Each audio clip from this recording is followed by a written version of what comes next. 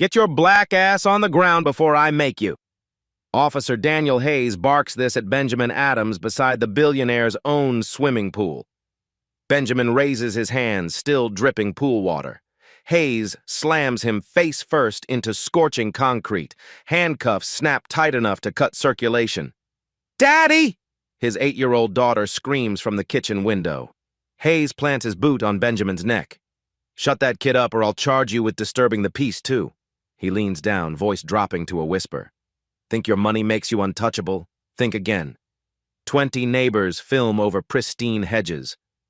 Rich man down explodes across every platform. The world watches a tech mogul get treated like street trash at his own home. But Hayes just made the worst mistake of his career. One phone call will destroy him. Federal agents are already watching. A corruption network spanning 3 counties is about to crumble. This billionaire's humiliation becomes their reckoning. Here's how it really went down. 6 hours earlier, Benjamin Adams lives the kind of Saturday most people only dream about. His Westfield County estate sprawls across 4 manicured acres behind wrought iron gates and limestone walls. Property records show he paid $3.2 million cash in 2019. No mortgage, no monthly payments, just the quiet satisfaction of financial freedom earned through 2 decades building tech startups from absolutely nothing. Benjamin floats on an inflatable chair in his infinity pool. Crystal clear water reflects the cloudless Connecticut sky above. His daughter Emma splashes nearby, her infectious laughter echoing off imported Italian stonework that cost more than most people's entire houses. His wife Sarah tends their outdoor kitchen's commercial-grade grill, carefully preparing herb-crusted vegetables and marinated chicken.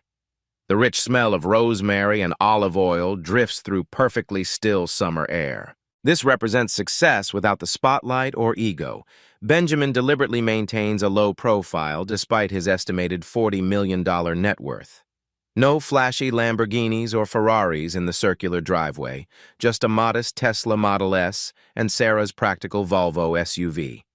No social media presence documenting his luxurious lifestyle. No magazine interviews about his business empire or investment portfolio.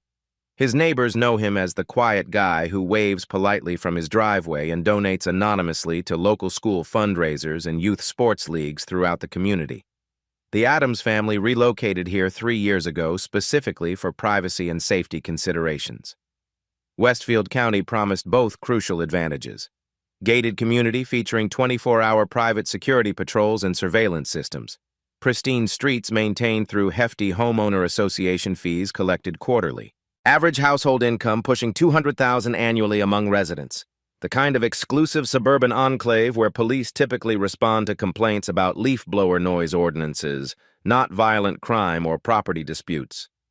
Benjamin's personal success story reads like a textbook American dream narrative. Born in Detroit to working-class parents who sacrificed everything for his education and opportunities. Full academic scholarship to MIT for computer science. Started his first software company in a cramped shared apartment with 2 college roommates. Sold that initial venture for $8 million at 26 years old.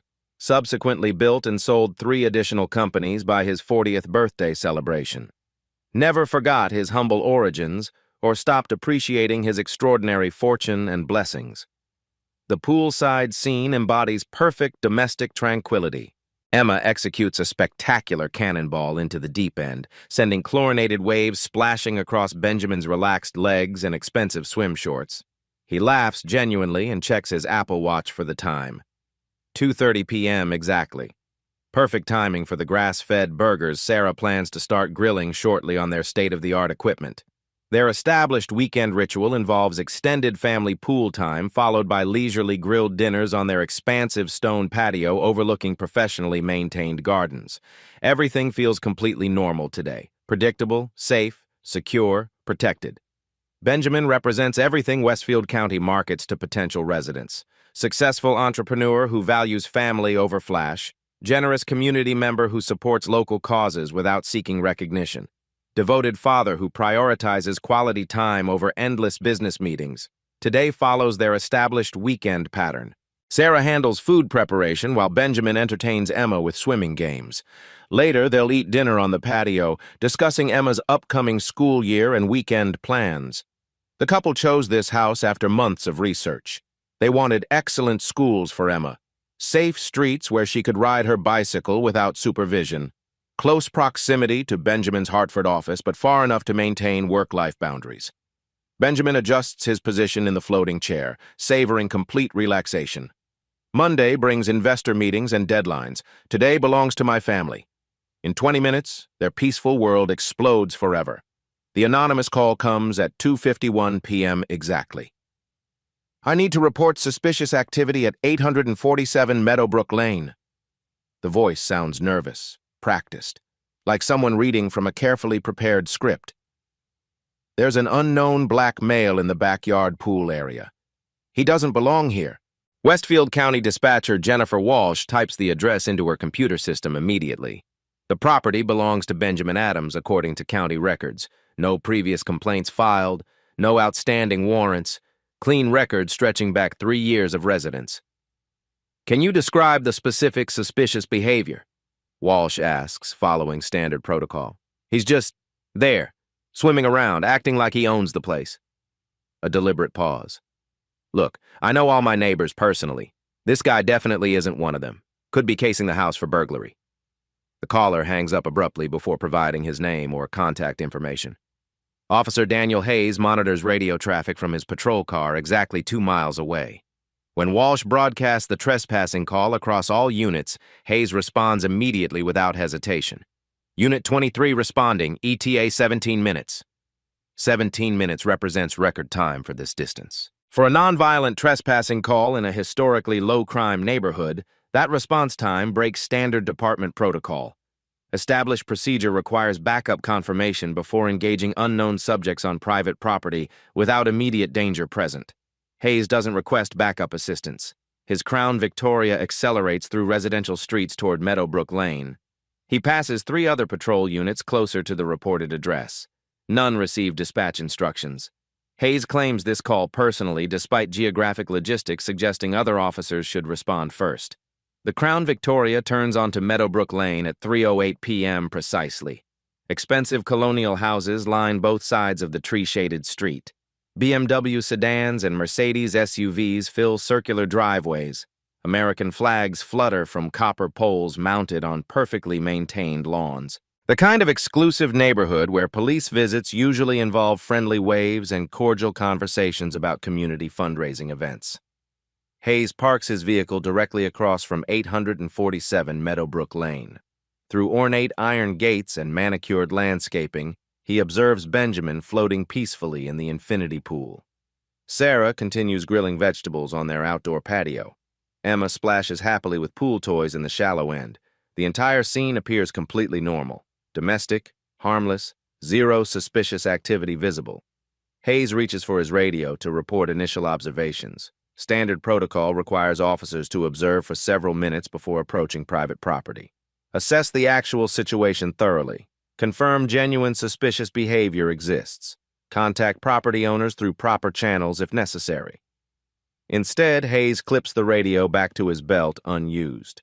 Hayes exits his patrol car and approaches the front gate with unusual urgency. His right hand rests on his service weapon holster. His jaw sets in grim determination, like someone preparing for serious confrontation rather than routine inquiry or neighborly conversation. Benjamin notices the uniformed figure approaching through the gate. He waves politely from the pool's center, naturally assuming Hayes needs directions or wants to discuss neighborhood watch programs. Police interactions in Westfield County typically involve friendly community relations. Hayes doesn't wave back or acknowledge the greeting. The officer reaches the electronic gate and presses the call button aggressively. 3 sharp buzzes echo through the estate's intercom system. The sound cuts through peaceful afternoon air like alarm bells. "Can I help you, officer?" Benjamin calls out pleasantly, swimming toward the pool's edge with genuine concern. Hayes' response comes loaded with suspicion and barely controlled aggression. "Police department! I need you to step out of the pool immediately, now!" Benjamin's friendly smile fades as the hostile tone registers. He's dealt with law enforcement during business meetings. This feels different, threatening. "Is there a problem, officer?" Benjamin asks while swimming to the steps. Water drips from his swim trunks onto heated stone. Hayes watches with predatory intensity. His hand moves toward his weapon. Just get out and keep your hands visible. Sarah looks up from the grill, confusion spreading across her face. Emma stops playing with her toys. Something feels terribly wrong about this entire dangerous encounter unfolding before their family. Benjamin steps out of the pool slowly, water streaming from his designer swim trunks onto imported stone decking. He raises his hands instinctively, though no direct order was given. Every movement is deliberate and non-threatening. Hayes watches like a predator studying prey. Turn around, hands behind your back. Officer, I live here. This is my home. Benjamin's voice remains calm despite rising confusion. Can you tell me what this is about? Hayes ignores the question completely. I said turn around. Sarah approaches from the outdoor kitchen, dish towel in hand. Excuse me, what's happening here? Her tone carries the authority of someone accustomed to being heard and respected. Hayes shifts his attention to her with visible annoyance. Ma'am, step back. This doesn't concern you. This is our property, my husband. It absolutely concerns me. Emma watches from the pool's shallow end, her 8-year-old mind struggling to process adult tension she's never witnessed before. Her pool toys float forgotten around her small frame. Hayes pulls handcuffs from his duty belt with practiced efficiency. The metal catches afternoon sunlight, creating brief flashes across the pristine patio. Sir, place your hands behind your back. You're being detained for questioning. Oh, Benjamin complies while maintaining steady eye contact. The handcuffs click shut with mechanical precision. Cold steel bites into his wrists, cutting off circulation almost immediately. The sound echoes off surrounding stone walls like gunshots. Daddy! Emma's voice cracks with genuine fear. Hayes positions Benjamin face down on the scorching concrete beside the pool. The surface burns against Benjamin's bare chest and legs. Chlorine smell mixes with heated stone and his own sweat. Hayes plants his knee firmly between Benjamin's shoulder blades, applying unnecessary pressure. This is ridiculous, Sarah snaps, pulling out her phone. I'm calling our attorney. Put the phone down, Hayes commands sharply. Nobody calls anybody until I'm finished here. Sarah ignores him and starts dialing. Hayes' hand moves toward his weapon again, a subtle but unmistakable threat. The gesture stops Sarah mid-dial. 20 neighbors emerge from their air-conditioned homes, drawn by commotion in their usually peaceful enclave. Phone cameras appear like digital vultures circling roadkill. Videos begin uploading to social media platforms within seconds. Mrs. Patterson from next door films through her rose bushes. The Johnsons live stream from their front porch. The Miller family watches from their second-story window. Each angle captures Benjamin's humiliation from slightly different perspectives. Hayes seems energized by the growing audience. His voice projects louder, more authoritative. We received reports of suspicious activity at this address, possible trespassing. Trespassing? Benjamin's voice muffles against concrete. I own this property. Sure you do. Hayes applies more pressure with his knee. That's what they all say. Emma starts crying, her sobs carrying across the water and stone surfaces. The sound pierces through afternoon heat like broken glass. Sarah moves toward their daughter instinctively. Stay where you are, Hayes barks. Nobody moves without permission. Sarah freezes, torn between maternal instinct and fear of escalating an already dangerous situation. Her hands shake visibly as she watches her husband's degradation unfold. Benjamin's expensive Rolex presses painfully into his wrist beneath the handcuffs. The same watch he wore during board meetings with Fortune 500 executives. The same watch he wore while signing multi-million-dollar acquisition deals. Now it cuts into his skin while he lies helpless on his own property. Hayes leans down close to Benjamin's ear, voice dropping to a threatening whisper. Think your money makes you untouchable? Think again. I've dealt with your kind before. The words carry clear racial undertones that make Sarah gasp audibly. Several neighbors lower their phones, suddenly uncomfortable with documenting what's becoming obvious misconduct. But the videos keep recording. Rich Man Down starts trending across Twitter and Instagram. The footage spreads exponentially as users share, comment, and react. Thousands of strangers watch Benjamin's humiliation from their own comfortable homes. Hayes straightens up, surveying his handiwork with visible satisfaction. Benjamin Adams, tech mogul worth $40 million, lies helpless on concrete while his wife and daughter watch in horror. The power dynamic feels intoxicating to someone used to petty traffic stops and noise complaints. "Where's your identification?" Hayes demands. "In the house," Benjamin responds through gritted teeth. Convenient. Probably fake anyway. Sarah's anger finally overrides her caution. "This is harassment. Pure and simple." Hayes rounds on her with renewed aggression. "Lady, you want to join him on the ground? Keep running your mouth and find out." The threat hangs in summer air like humidity, heavy, suffocating, dangerous. Emma's crying intensifies, echoing off stone walls and manicured landscaping. Her childhood innocence shatters against adult cruelty and injustice. This moment will replay in her nightmares for years to come. Benjamin makes a decision that will change everything. Despite his compromised position, despite the handcuffs, despite Hayes' knee grinding into his spine, he speaks clearly and calmly. "I'd like to make one phone call." Hayes' confident laughter stops abruptly.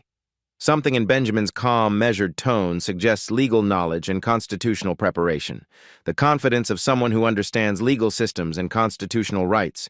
But Hayes has committed far too deep to back down now from this escalating confrontation. The next 5 minutes will systematically destroy multiple careers, topple corrupt networks, and prove that justice sometimes wears expensive swimwear instead of badges. Benjamin's request hangs in the air like a loaded weapon. Hayes considers denying it completely, but something about Benjamin's calm confidence unsettles him deeply. The way he spoke about Connecticut law with precision, the certainty in his voice despite being handcuffed face down on concrete. "Fine," Hayes snaps with visible irritation. "One call. Make it quick." Sarah retrieves Benjamin's phone from the patio table with trembling fingers. Her hands shake as she kneels beside her husband, holding the device carefully to his ear. Hayes watches suspiciously, tension radiating from his rigid posture. Benjamin speaks with crystal clarity. "This is Benjamin Adams. I need to speak with Councilwoman Martinez immediately. Tell her it's urgent." Hayes' expression shifts from annoyance to genuine confusion. Councilwoman Martinez chairs the Public Safety Committee. She directly oversees police department budgets, policies, and personnel decisions. "Tell her I'm currently detained at my residence by Officer Daniel Hayes, badge number 247. She'll want to know about this situation immediately." Hayes' face drains of all colors. Benjamin's detailed knowledge suggests intimate familiarity with police oversight mechanisms and internal procedures. The call connects within 30 seconds of dialing. "Councilwoman Martinez, this is Benjamin Adams. We met at the education fundraiser last month."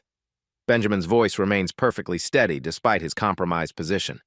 "I'm calling from my pool deck, where I'm currently handcuffed by one of your officers for swimming in my own backyard." Hayes lunges desperately for the phone, but Sarah pulls back protectively. "Yes, ma'am. 847 Meadowbrook Lane. Officer Hayes responded to an anonymous trespassing call about my presence here." Benjamin pauses, listening carefully. "No, ma'am. I wasn't asked for identification. No warrant was presented. I was handcuffed immediately upon contact." Hayes paces frantically now, his radio crackling with increasing frequency. Other units are being redirected to different emergency calls. His repeated backup requests go completely unanswered. "Absolutely, Councilwoman. Body cameras should have captured everything in detail." Benjamin's tone hardens noticeably. "I assume the department's recording equipment is functioning properly today?"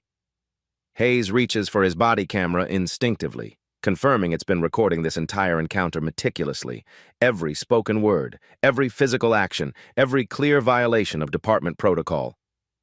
"Thank you, ma'am. Yes, I'll remain calm while we wait for your response." Benjamin nods slightly to Sarah, who ends the call immediately.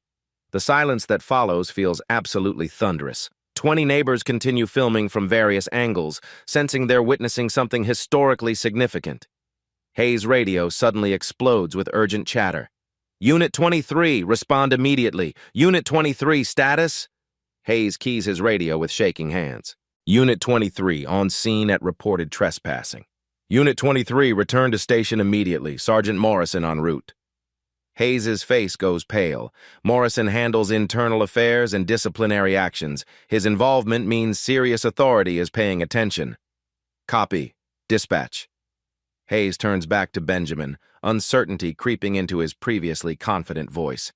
Sir, I need you to remain calm while we sort this situation out.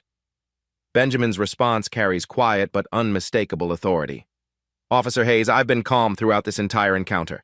The question is whether you'll extend the same professional courtesy. More radio chatter fills the air. Additional units are dispatched, but not as Hayes's backup. They're coming to investigate Hayes. Sarah films with renewed purpose, documenting the power shift. Emma has stopped crying.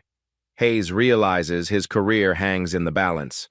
The routine call has transformed into a career-ending nightmare. Benjamin Adams isn't just another wealthy homeowner. He's someone with direct access to powerful officials who control police funding and personnel decisions. The handcuffs suddenly feel like shackles around Hayes' future rather than Benjamin's wrists. Sirens wail closer. Reckoning is beginning. Sergeant Morrison arrives 12 minutes later, his squad car blocking Hayes' escape route. Morrison's weathered face shows no emotion as he surveys the scene. Benjamin remains handcuffed on burning concrete while 20 phones continue recording from neighboring yards. Morrison approaches Hayes with measured steps. Release the subject immediately. Hayes hesitates, his authority evaporating like morning mist. Sergeant, we received a trespassing call. I said release him. Now. The handcuffs click open with mechanical finality. Benjamin sits up slowly, rubbing circulation back into his wrists. The concrete has left angry red marks across his chest and arms. Morrison's radio crackles with dispatch updates. All units be advised. Internal Affairs is responding to 847 Meadowbrook Lane. Secure the scene for investigation. Sarah helps Benjamin to his feet. Emma runs from the pool into her father's arms, tears streaming down her small face. The family reunion plays out against a backdrop of neighborhood chaos and clicking phone cameras. Mr. Adams, Morrison says formally, I apologize for this incident. We'll need your statement for our investigation. Benjamin nods, his businessman instincts taking control. I'll cooperate fully, but I want everything documented properly. 20 miles away, investigative journalist Sarah Mitchell receives a tip that will change everything. The caller's voice sounds nervous, almost scared. You need to look into Officer Daniel Hayes, badge number 247. Today's incident isn't isolated. Sarah's fingers fly across her keyboard, accessing databases most civilians never see. Public records, court filings, internal affairs complaints. The digital breadcrumbs lead to disturbing patterns. Her first search reveals Hayes' employment history. Hired 5 years ago after transfers from 2 other departments. No disciplinary actions listed publicly. Clean record on paper. But Sarah knows where to dig deeper. She contacts Detective Tom Wilson at Internal Affairs, a source she's cultivated over 3 years of covering police misconduct cases. Wilson agrees to meet at their usual coffee shop, choosing a corner table away from other customers. What do you know about Daniel Hayes? Sarah asks without preamble. Wilson's expression darkens. He slides a manila folder across the scratched table surface. Everything I'm not supposed to tell you? The folder contains photocopied documents spanning Hayes' 5-year career, 23 formal complaints filed against him, each one dismissed or buried through procedural technicalities. Sarah's journalism training kicks into high gear as she absorbs the disturbing details. Complaint #1. Excessive force during a traffic stop of an African-American college student. Dismissed due to insufficient evidence despite witness statements. Complaint #5. Racial profiling in an upscale shopping district. Dismissed when the complainant mysteriously withdrew the statement. Complaint #12. Threatening behavior toward Hispanic family during noise complaint. Dismissed when security footage mysteriously vanished. Complaint #18.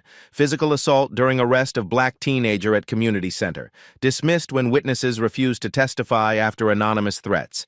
Every complaint follows identical patterns. Minority victims in affluent neighborhoods, excessive force escalating from minor infractions, evidence disappearing, witnesses intimidated into silence. How is this possible? Sarah whispers, photographing documents with her phone. Wilson leans closer, lowering his voice. Hayes has protection. Union representation gets aggressive with complaint investigations. Files disappear. Witnesses get scared. Who's protecting him? Robert Clark, police union president. Hayes pays him $50,000 annually in legal fees through his family trust fund. Sarah's investigative instincts ignite. Union corruption, financial kickbacks, systematic complaint suppression. This story extends far beyond one bad officer. There's more, Wilson continues. Hayes' mother-in-law is Judge Patricia Hayes. She's dismissed every case involving Hayes that reached her courtroom. The corruption network crystallizes in Sarah's mind. Officer Hayes commits violations. Union President Clark buries complaints. Judge Hayes dismisses any cases that survive internal review. A perfect system designed to protect abusive police behavior. I need documentation, Sarah says. Wilson slides another folder across the table. Financial records. Hayes Family Trust makes regular payments to Clark's consulting company, $50,000 per year for the past 3 years. Sarah photographs bank statements, payment receipts, and trust fund documentation. The paper trail proves systematic corruption spanning multiple government levels. Her phone buzzes with breaking news alerts. Videos from Benjamin Adams' arrest are going viral across social media platforms. #rich man down trends nationally. #police accountability follows closely behind. But social media fury isn't enough. Sarah needs smoking gun evidence to destroy this corruption network permanently. I need to speak with other victims, she tells Wilson. That's the problem. Most victims are terrified to talk. Hayes targets people in vulnerable positions. College students, young families, recent immigrants, people who can't fight back effectively. Sarah thinks strategically. Benjamin Adams represents something different. Wealthy, connected, fearless. Someone with resources to challenge the system rather than be crushed by it. Her next call goes to Benjamin directly. Mr. Adams, this is Sarah Mitchell from the Hartford Observer. I'm investigating Officer Hayes' complaint history. We need to talk. They meet at Benjamin's estate 2 hours later. The pool area where his humiliation occurred now serves as an impromptu war room. Sarah spreads documents across the patio table while Benjamin reviews each page methodically. 23 complaints, Benjamin says quietly, all dismissed. All involving minority victims in affluent areas, Sarah adds. The pattern is undeniable. Benjamin studies financial records linking Hayes to union corruption. His business background allows him to decode the money trail quickly. Trust fund payments, consulting fees, legal retainers, all designed to obscure systematic bribery. This goes beyond Hayes, Benjamin concludes. It's institutional. Sarah nods.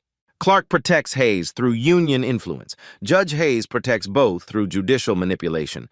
They've created an accountability firewall. Benjamin's phone rings. Councilwoman Martinez called back with disturbing updates.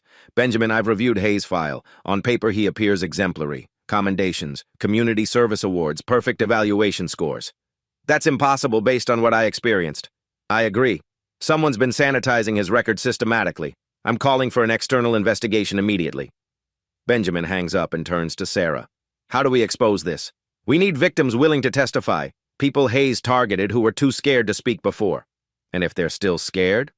Sarah smiles grimly. That's where your influence becomes crucial. You have credibility they lack, resources they don't possess, platform they can't access. Benjamin makes a decision that will topple corrupt networks across 3 counties. Let's find them. The investigation that follows will uncover federal crimes, destroy political careers, and prove that justice sometimes requires billionaire-level resources to achieve. Sarah begins making calls to documented complainants from outside Benjamin's estate. Many hang up immediately upon hearing Hayes' name. Others listen, but refuse to participate. Fear runs deep in systematically oppressed communities. 3 victims eventually agree to meet secretly. College student Marcus Johnson, restaurant owner Maria Santos, retired teacher David Thompson. Each carries horrific stories involving Hayes' escalating misconduct. Marcus Johnson's voice shakes, recounting his encounter. Hayes pulled me over for driving suspiciously through my own neighborhood. When I asked why, he slammed my face against the hood. Said I was getting uppity. Maria Santos describes systematic harassment. Hayes demanded free meals for protection services. When I refused, he wrote bogus health violations. My business nearly closed before I agreed to pay. David Thompson's story proves most disturbing. Hayes arrested my 16-year-old grandson for loitering at the community center where he volunteers. During booking, Hayes whispered that certain neighborhoods need respect. Each testimony reveals identical patterns: racial targeting, escalating intimidation, systematic abuse, the same behaviors Benjamin experienced but without resources for fighting back. Sarah documents everything meticulously: video interviews, written statements, supporting evidence, foundation for federal civil rights investigations. Benjamin realizes his privilege carries responsibility. His wealth creates opportunities for justice these victims never possessed. Together, they represent an absolutely unstoppable force for accountability. Comment below if you've witnessed similar police accountability failures. This investigation uncovers shocking federal connections. Robert Clark receives the emergency call at 6 p.m. sharp. The police union president's voice carries barely controlled fury as he listens to Hayes's panicked explanation of the afternoon's disaster. "You handcuffed Benjamin Adams, the tech billionaire?" Clark's knuckles whiten around his phone. "Do you have any idea what you've done?"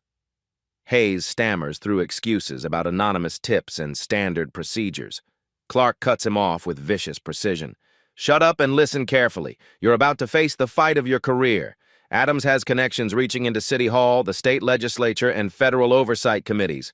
One phone call from him could trigger Justice Department investigations." Clark immediately activates the police union's crisis management protocols. Within 30 minutes, 3 lawyers arrive at Hayes's home. By 8 p.m., a carefully crafted media statement lands in every local newsroom inbox. Officer Daniel Hayes responded appropriately to credible reports of suspicious activity. The Westfield Police Officers Union stands firmly behind our members' professional conduct during this routine community safety investigation. The statement deliberately omits crucial details. No mention of handcuffs, no acknowledgement of excessive force, no reference to Benjamin's humiliation or family trauma. Clark schedules an emergency meeting with Chief Robert Stone for 7 a.m. They've protected Hayes through 23 previous complaints using identical strategies: discredit accusers, muddy waters, mobilize union solidarity. But Benjamin Adams presents unprecedented challenges. Local television stations receive anonymous tips about Benjamin's troubling business practices and suspicious activities. Clark's allies craft narratives portraying Hayes as a dedicated officer facing wealthy retaliation. Channel 8's evening broadcast features edited segments questioning whether economic privilege should exempt individuals from standard police procedures. No footage from Benjamin's arrest appears. Channel 12 runs a piece about Hayes's volunteer work and military service. They interview neighbors praising his neighborhood safety dedication. Clark's strategy targets Benjamin's credibility systematically, plant doubts about his motives, suggest he's weaponizing wealth against hard-working police officers, frame the incident as elite entitlement versus blue-collar public service. The union launches coordinated social media campaigns. Back the Blue hashtags flood platforms. Hayes receives hundreds of supportive messages from officers statewide. The narrative gains momentum among law enforcement sympathizers. Clark contacts Judge Patricia Hayes directly, though their conversation remains deliberately brief and coded. "Patricia, we need to discuss scheduling conflicts for upcoming cases. Several matters may require your immediate attention." Hayes understands the subtext perfectly. Any legal challenges related to her son-in-law will face aggressive judicial scrutiny and procedural delays. But Clark underestimates Benjamin's resources and determination. Benjamin's attorney, Margaret Foster, arrives at his estate by 9 p.m. She brings devastating news about the union's counterstrike capabilities. "They're going full scorched earth," Foster explains. "Character assassination, media manipulation, legal intimidation. This is their standard playbook for high-profile complaints." "What are our options?" "We fight back harder, but understand the costs. They'll investigate your business dealings, scrutinize your tax records, harass your employees and associates, make your life professionally and personally miserable." Benjamin considers the warning carefully. His family's safety concerns compete with justice obligations. Emma still wakes up crying from nightmares about her father's arrest. Sarah worries about targeted retaliation against their children. "There's something else," Foster continues. "I received an anonymous call this afternoon. Someone claiming to be a police officer. They said wealthy troublemakers should be careful about walking alone after dark." The threat hangs heavy in the evening air. Clark's intimidation tactics extend beyond legal and media warfare. Physical safety now enters the equation. Benjamin makes a decision that surprises his attorney. Double our security. Hire private investigators. Document everything they do to us. His voice carries steel determination. They want to play hardball? Let's show them what real resources look like. Foster nods approvingly. I'll need a retainer of $200,000 for comprehensive legal warfare. Done. That night, anonymous vandals spray paint racial slurs across Benjamin's gates. Security cameras capture 3 figures in dark clothing, but license plates remain obscured. The message is crystal clear. Back down or face escalation. Sarah Mitchell receives similar intimidation. Her editor calls an emergency meeting claiming advertiser pressure about her Hayes investigation. Major sponsors threaten to pull contracts if the story continues. Maybe we should reconsider this angle, her editor suggests nervously. Focus on broader police reform instead of individual accusations. Sarah recognizes the union's influence operation. Clark has weaponized economic pressure against coverage, but Benjamin's support changes everything. The next morning, Benjamin's foundation announces a $2 million grant for investigative journalism focusing on police accountability. Sarah Mitchell receives a personal fellowship covering her salary for 3 years. Money talks louder than intimidation, Benjamin tells her during their strategy session. Let's see how far their threats reach. According to union representatives, Hayes followed standard procedures and acted appropriately throughout the encounter. They maintain that all allegations are unfounded and motivated by personal animosity. The battle lines are clearly drawn. Union corruption versus billionaire accountability. Institutional protection versus individual justice. The next phase will ultimately determine whether money or badges hold ultimate power. The FBI arrives Tuesday morning, their unmarked sedan parking across from Benjamin's estate. Special Agent Lisa Rodriguez carries credentials that make local police nervous. Her Civil Rights Division investigates systematic police misconduct across 3 states. Benjamin's Monday night call to Senator Elizabeth Warren triggered federal attention. Warren chairs the Senate Judiciary Subcommittee on Law Enforcement Oversight. Her office contacted Justice Department officials within hours. Mr. Adams, Rodriguez says during their poolside meeting, your case represents more than isolated misconduct. Our investigation suggests broader corruption networks spanning multiple jurisdictions. Benjamin processes this carefully. His personal humiliation uncovered federal crimes. Hayes's actions weren't random brutality. They were systematic civil rights violations protected by institutional corruption. How extensive is the network? 3 counties, 12 officers with similar complaint patterns, all protected by identical union strategies and judicial dismissals. Your incident provided visibility needed for federal intervention. Rodriguez explains the FBI's investigation powers. Pattern violations, conspiracy to deny rights, systematic corruption, federal charges carrying 20-year sentences. We need your cooperation for a comprehensive investigation. What does that involve? Complete documentation of your experience, testimony before federal grand juries, potential threats against your family. This isn't a civil lawsuit, it's criminal prosecution of organized corruption. Benjamin realizes stakes have escalated beyond personal justice. Federal investigators see his case as a keystone for dismantling systematic abuse networks. His privilege provides the platform for exposing institutional racism other victims couldn't access. But federal investigations take years. His family faces continued intimidation while bureaucratic processes advance. Emma still has nightmares. We've been monitoring Hayes for 18 months. Your incident accelerated our timeline, but we already suspected his corruption. This stuns Benjamin completely. Federal agents were already watching Hayes when his pool afternoon exploded into controversy. His phone call didn't create federal interest. It provided the public justification for existing investigations. Why didn't you intervene earlier? We needed clear evidence of systematic violations. Previous victims were too intimidated. You have resources they lack. Benjamin feels responsibility settling on his shoulders. 12 officers, 3 counties, dozens of victims too scared to speak. His wealth creates opportunities for justice that others never possessed. Rodriguez slides a folder across the table. These are financial records we've obtained through federal warrants. Hayes's corruption extends to drug trafficking, illegal gambling operations, and systematic extortion of local businesses. The documents reveal shocking criminal enterprises. Hayes collected protection payments from drug dealers in exchange for warning about raids.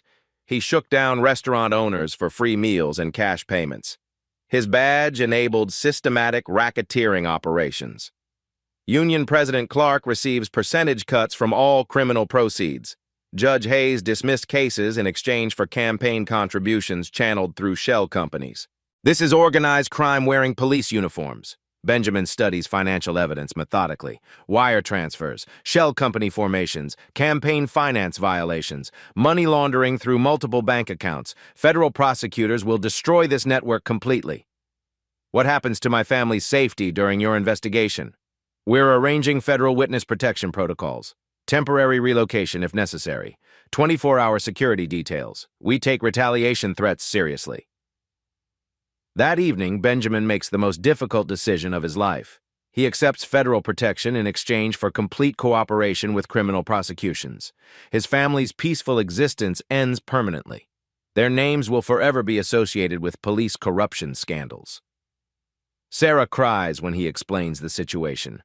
Emma doesn't understand why they can't swim in their own pool anymore without armed guards watching from behind trees. But justice demands sacrifices from those with power. Federal agents monitor their home through the long night. Tomorrow brings grand jury subpoenas and formal charges. The real battle is just now beginning to unfold systematically across federal courtrooms. Detective Tom Wilson makes the most dangerous decision of his career Wednesday morning. He contacts Sarah Mitchell from his personal phone, bypassing department protocols. "We need to meet. I have something that changes everything." They meet at a parking garage downtown, away from police surveillance. Wilson carries a manila envelope that could destroy his career or save dozens of lives. "I've been recording Hayes for 8 months, he admits quietly. "Everything, every conversation, every planning session, every criminal conspiracy." Sarah's journalism instincts explode with possibilities. "How much evidence do you have?" 47 hours of audio.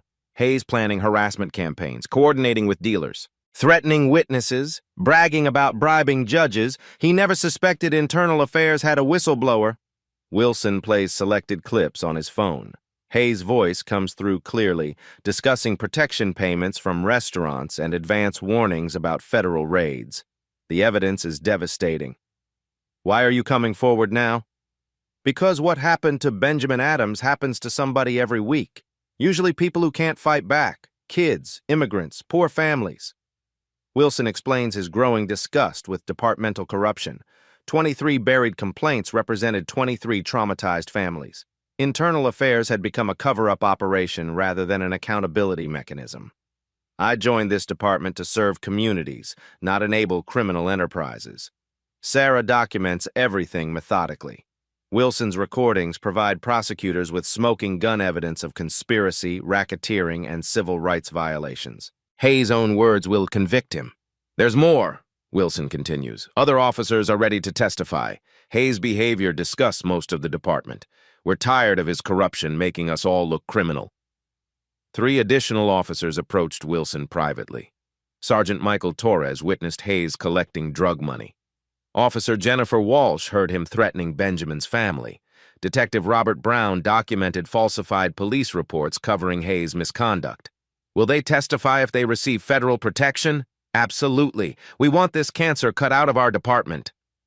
Sarah realizes the tide has turned completely. Law enforcement officers are joining the fight against Hayes rather than protecting him. His corruption network is collapsing from within. That afternoon, Marcus Johnson receives an unexpected phone call from Benjamin Adams personally. "Mr. Johnson, I understand Hayes victimized you 3 years ago. I want to help you get justice." Marcus initially hesitates. His previous attempts to file complaints resulted in intimidation and threats. But Benjamin's resources and federal backing changed the equation dramatically. "What kind of help?" "Legal representation, financial support, protection from retaliation. Everything you needed before that wasn't available." Within hours, Marcus agrees to testify before federal grand juries. His detailed testimony about Hayes' assault and racial intimidation provides crucial corroborating evidence. Maria Santos and David Thompson receive similar calls from Benjamin. Both victims agree to participate after receiving guarantees of federal protection and legal support. By Thursday evening, prosecutors possessed overwhelming evidence. Wilson's recordings, multiple officer testimonies, victim statements, financial documentation. Hayes' entire criminal network lies exposed. Benjamin's foundation announces a victim support fund providing legal assistance and financial compensation for Hayes' targets. 12 additional victims come forward within 24 hours. The community rally that seemed impossible becomes unstoppable momentum for justice. Hayes still doesn't understand how completely his world has collapsed. Grand juries convene Monday morning.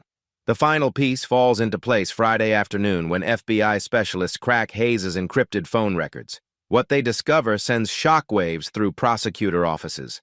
The anonymous 911 caller wasn't anonymous at all. Phone records reveal the call originated from James Cooper, Hayes' neighbor and longtime friend. Text message exchanges between Cooper and Hayes stretch back 18 months, documenting calculated harassment against Benjamin Adams. "Target acquired," Cooper texted Hayes 3 weeks before the pool incident. "Black tech guy moved in, acting like he owns the neighborhood." Hayes responded immediately. "Time to teach some respect. I'll handle it personally." The text trail exposes their conspiracy in devastating detail. Cooper conducted surveillance on Benjamin's routines. Hayes planned timing to maximize humiliation.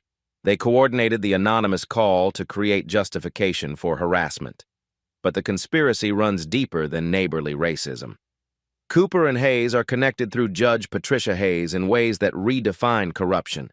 Property records show Cooper purchased his house through a shell company owned by Judge Hayes.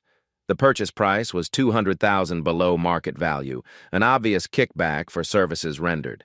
Financial investigators trace money flows revealing systematic judicial corruption spanning 5 years.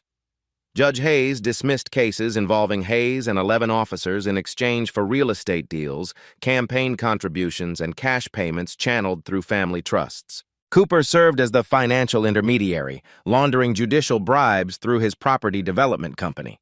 His legitimate business provided perfect cover for systematic corruption payments.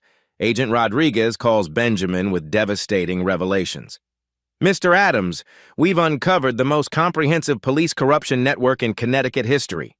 Your incident was the tip of an iceberg involving federal racketeering charges."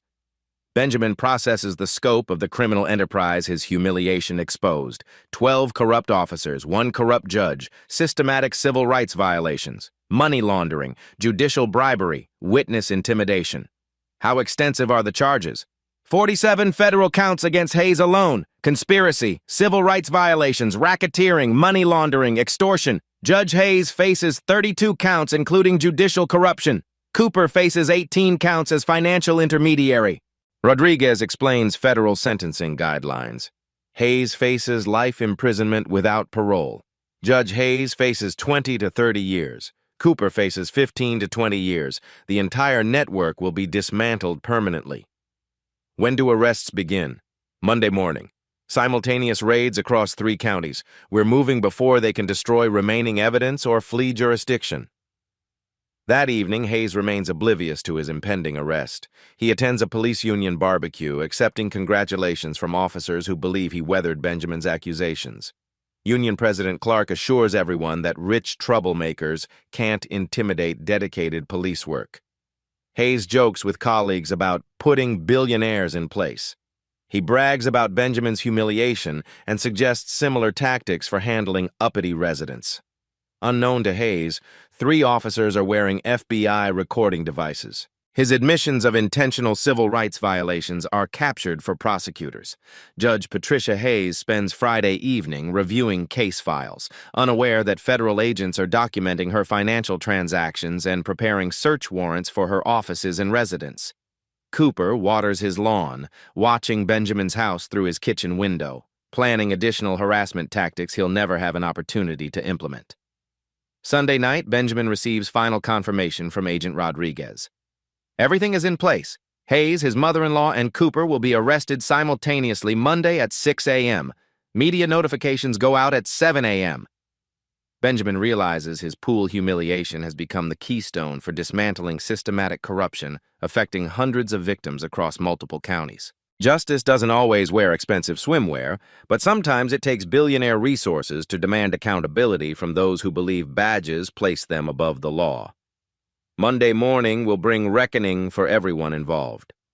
The emergency city council hearing convenes Monday morning in Westfield's packed auditorium. Every seat fills with residents demanding answers about police corruption.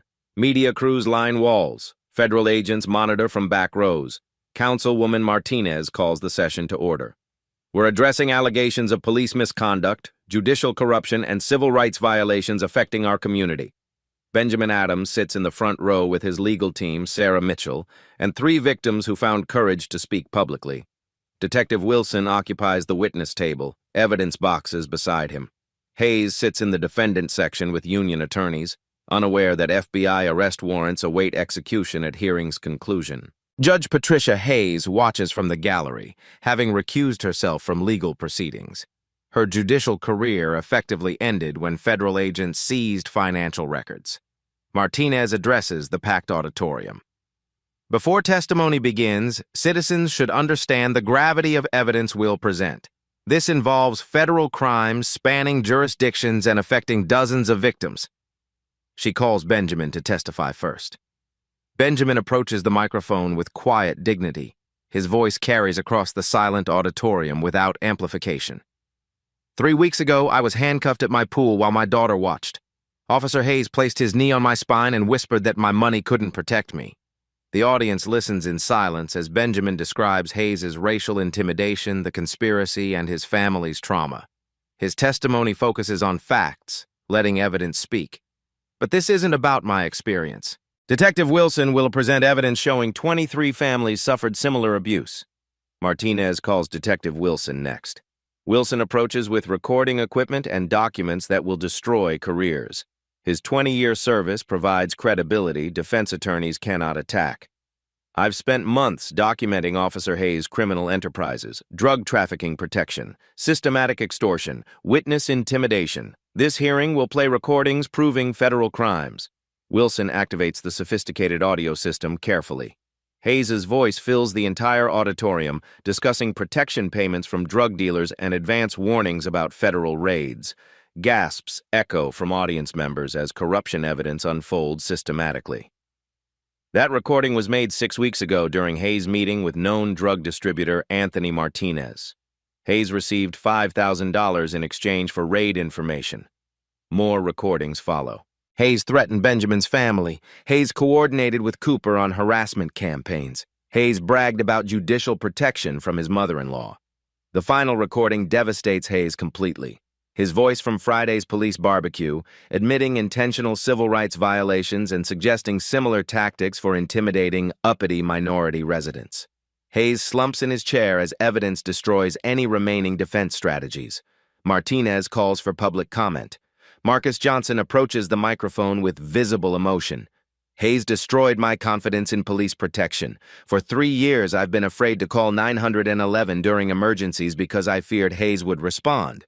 Maria Santos and David Thompson provide similar testimony about systematic intimidation and harassment that destroyed their faith in law enforcement accountability. At 11:30 precisely, Martinez announces her final decision. Based on overwhelming evidence, this council demands Hayes' immediate termination, federal prosecution, and comprehensive police department reform. The auditorium erupts in thunderous applause as justice finally speaks louder than badges. Federal agents move deliberately toward Hayes with steel handcuffs ready. 6 months later, Westfield County operates under federal oversight with comprehensive police reforms implemented.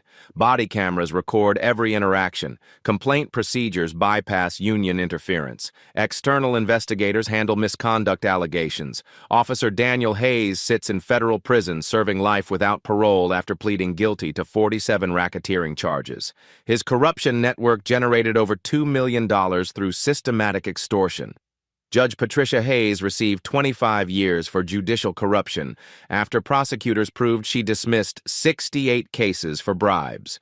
Cooper received 18 years as a financial intermediary. Union President Robert Clark faces trial next month on conspiracy charges. His protection racket enabled systematic civil rights violations. Benjamin Adams established the Police Accountability Foundation with $10 million. The foundation provides legal assistance and victim support. 12 police departments request oversight programs. Emma Adams swims in their pool again without nightmares. She understands her father fought for justice when powerful people tried hurting their family. Sarah Mitchell won a Pulitzer Prize for exposing police corruption. Her fellowship program trains journalists investigating law enforcement misconduct. Detective Wilson leads Westfield County's new Internal Affairs Division with federal backing. Money couldn't buy immunity from handcuffs that summer afternoon, but truth bought justice for everyone who believed badges placed them above law. When power meets accountability, integrity wins. Subscribe if you believe accountability protects communities. Share this story if you've witnessed injustices demanding exposure. The story you heard today wasn't cleaned up. It was told exactly as it happened. At Black Voices Uncut, we believe that's the only way truth can live. If you felt something, hit like, comment, and your reaction, and subscribe. Every week, we bring you voices that refuse to be silenced.